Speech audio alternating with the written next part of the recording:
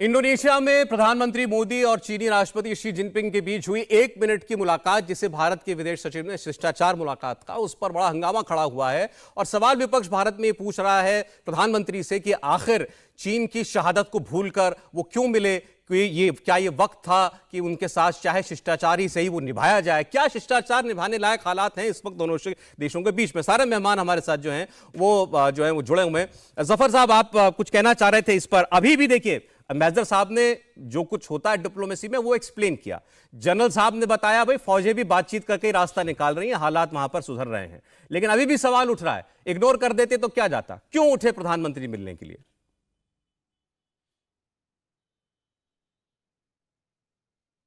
जफर इस्लाम जी, अच्छा उनका फोन जो है शायद कनेक्टेड नहीं है, उनके पास दोबारा हम जाना चाहेंगे। अभी कुछ उदाहरण दे रहे थे यूपीए सरकार के लिए, यूपीए सरकार के एम्बेसडर साहब अजय जी, कि उस वक्त जब जंगें लड़ी गई, उससे पहले भी कांग्रेस की सरकारों में, तब भी आपने उस देश को बुलाकर उसके राष्ट्राध्यक्ष के साथ मुलाकात की है। जी, त्रिपाठी जी का बड़ा सम्मान करता हूं। त्रिपाठी जी एक राजनयिक हैं और राजनयिक हैसियत से भी वो जानते हैं, चूंकि मैं भी इंटरनेशनल पॉलिटिक्स का ही विद्यार्थी हूं, कि किन परिस्थितियों में और कब आपस में बातचीत होती है। जितनी चीजों को उन्होंने चर्चा की है वो परिस्थितियां थी जब युद्ध खत्म हुआ और युद्ध के बाद एक समझौते की परिस्थिति बनी थी। अगर आपका क्रेडिट स्कोर कम है तो बैंक लोन छोड़िए, शादी के लिए लड़की भी नहीं मिलेगी। क्रेडिट स्कोर इम्प्रूव करना है तो फ्रीडम ऐप को अभी डाउनलोड करो। आज जो हालात हैं, अभी भी सेना दोनों तरफ खड़ी है।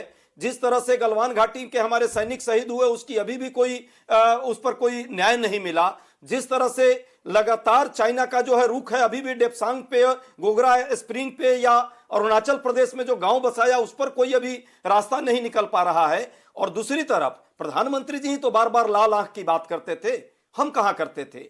वो दौर क्या भूल गए? या त्रिपाठी जी को उस पर एक्सप्लेन करना चाहिए कि क्या विदेश नीति पर एक व्यक्तित्व का प्रभाव, एक समय का प्रभाव, एक परिस्थितियों का प्रभाव नहीं होता क्या?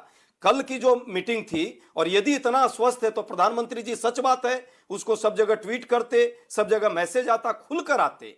अब इतना जब बात आई है आगे, तो अभी विदेश मंत्रालय को क्यों आना पड़ा? और ये महज इत्तेफाक नहीं है, इससे पहले जितनी घटनाएं हुई आप देख लीजिए। जब भी भाजपा का सांसद तक कहा अरुणाचल प्रदेश पर कि भाई वो चाइना का एलएसी पर आक्रमण हो रहा है, घुसपैठिया बढ़ रहा है, सारे इल्जाम जो है वो सारी बातें आप लोग लगातार बताते रहते हैं, वो मीडिया में भी आती हैं। जो सारी मैं आपकी बात को आगे बढ़ा रहा हूं। आपने कहा प्रधानमंत्री ने मुलाकात क्यों की, प्रधानमंत्री ने इस मुलाकात की तस्वीर क्यों शेयर नहीं की, ये क्या पहले से डिसाइडेड था? ठीक है, मैं सवाल त्रिपाठी जी से ही पूछता हूं। सर, इससे पहले अभी हाल ही में चंद 2 महीनों के अंदर बल्कि 2 ऐसे वाकये हुए जहां पर प्रधानमंत्री मोदी और शी जिनपिंग के बीच बातचीत के आसार बनते थे। पहला मौका था जब एससीओ समिट में दोनों लोग गए, कोई खबर नहीं आई कि दोनों का आमना सामना हुआ। वहां तो और कम देश थे, यहां तो बहुत सारे देश थे, लेकिन कोई आमना सामना नहीं हुआ, कोई खबर नहीं बनी। तो वहां पर भी ऐसा नहीं था कि प्रधानमंत्री ने कोई पहल की। दूसरा, जब चीनी राष्ट्रपति शी जिनपिंग तीसरी बार कम्युनिस्ट पार्टी ऑफ चाइना के महासचिव चुने गए पिछले ही महीने, तमाम देशों के नेताओं ने उनको फोन करके बधाई दी, प्रधानमंत्री मोदी ने बधाई नहीं दी। उसके बाद आज क्या बदल गया कि प्रधानमंत्री ने उनसे बात की? देखिए, आज कुछ बदला नहीं। जब आप किसी को बधाई देते हैं या नहीं देते हैं, आप उसके सामने नहीं होते हैं। लेकिन यहाँ पर जब एक डिनर पार्टी में, जो कि बहुत ही फॉर्मल डिप्लोमेटिक पार्टी होती है, उस डिनर पार्टी में आपके पीछे कोई राष्ट्राध्यक्ष आता है और आपको बताया जाता है कि आए हुए हैं, तो आप उनका स्वागत करते हैं, उनसे हाथ मिलाते हैं, नमस्ते करते हैं, जो भी करते हैं। एक चीज़। दूसरी चीज़ ये है कि उस 1 मिनट में उन्होंने ज़्यादा से ज़्यादा उनको बधाई दी होगी, बधाई नहीं, ज़्यादा से ज़्यादा उनको इनवाइट किया होगा, क्योंकि उन्होंने कहा था मैं सारे राष्ट्राध्यक्षों को पर्सनली इनवाइट करता हूँ, और उसमें उन्होंने इनवाइट ही किया होगा। और चूंकि वहाँ कोई ऐसी वार्ता नहीं हुई, इसलिए उसका ट्वीट करने का कोई मतलब नहीं था। फ्रांस से, जर्मनी से, कनाडा से, यूएस से, यूके से वार्ताएं हुई, 10 देशों से वार्ताएं हुई, इसलिए वो ट्वीट किया गया। और रही बात ये, मैं ये नहीं कहता कि किसी पार्टी ने, मोदी जी की पार्टी ने या कांग्रेस पार्टी ने कभी ऐसा आरोप लगाया हो, लेकिन आपको याद रखना चाहिए कि हमारे पाकिस्तान के साथ हमेशा से रिश्ते खराब रहे हैं, हमेशा से खराब रहे हैं, अभी भी खराब हैं। लेकिन प्रधानमंत्री मनमोहन सिंह ने परवेज मुशर्रफ को बुलाया था मोहाली क्रिकेट टेस्ट में भारत पाकिस्तान के दौरान, इनवाइट किया था। तो ये जो चीज होती है, ये ऐसी चीज नहीं होती।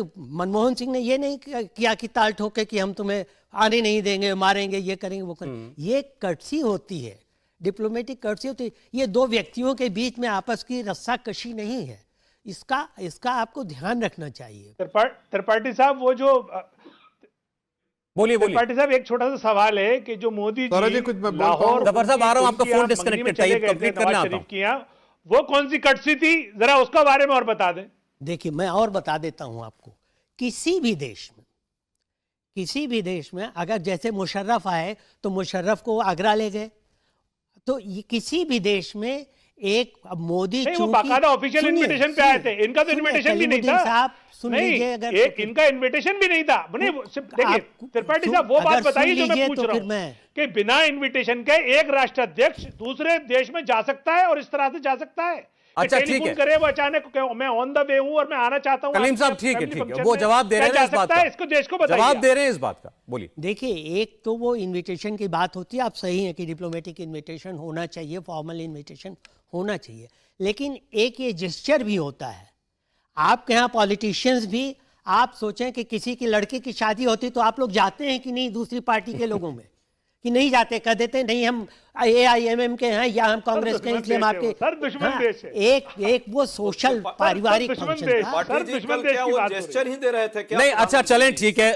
कलीम साहब तुलना कर रहे हैं कि प्रधानमंत्री जो है नवाज शरीफ से मिलने के लिए अफगानिस्तान से भारत आ रहे थे, रास्ते में पाकिस्तान चले गए, मुलाकात करने उनके घर चले गए। क्या ये वैसा ही कोई मोमेंट था?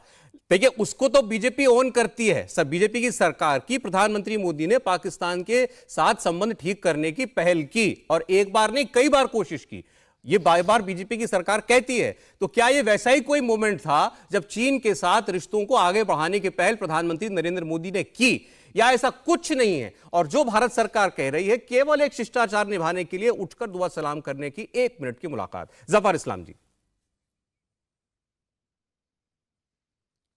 देखिए सौरभ जी, डिप्लोमेटिक एटिकेट्स भी होता है और स्पेशली उस वक्त ज़्यादा ज़रूरी हो जाता है जब एक ऐसे देश के प्रधानमंत्री, जिनके देश में अगली बार G20 समिट होने वाला है, तो जितने स्टेक होल्डर्स हैं सबको एक प्लेटफॉर्म पे लाना, ये जिम्मेदारी किसकी रहती है? ये जिम्मेदारी प्रधानमंत्री की तो है। तो सारे स्टेक होल्डर्स के साथ मिलना, उनको एक प्लेटफॉर्म पे लाना, ये जिम्मेदारी रहती है। ये अलग बात है कि चाइना के साथ हमारे रिश्ते अच्छे नहीं हैं, अच्छे रिश्ते नहीं हैं। इसलिए अगर ऐसा शिष्टाचार के नाते अगर किसी ने कहा और उठ के उन्होंने नमस्ते और दुआ सलाम कर लिया, तो इससे कौन सा आफत आ गया, मुझे तो समझ में नहीं आ रहा है। ये तो डिप्लोमेटिक एटिकेट्स के अंदर में जो एक फॉर्मल डिनर की में अगर किसी के साथ रूबरू होके अगर रूबरू हो गए तो सलाम किया तो क्या हो गया, नमस्ते किया तो क्या हो गया। अगर आपका क्रेडिट स्कोर कम है तो बैंक लोन छोड़िए, शादी के लिए लड़की भी नहीं मिलेगी। क्रेडिट स्कोर इम्प्रूव करना है तो फ्रीडम ऐप को अभी डाउनलोड करो। इंडिया टीवी हर वक्त हर जगह डाउनलोड करने के लिए सर्च करें India TV news Google play store या ऐप स्टोर पर।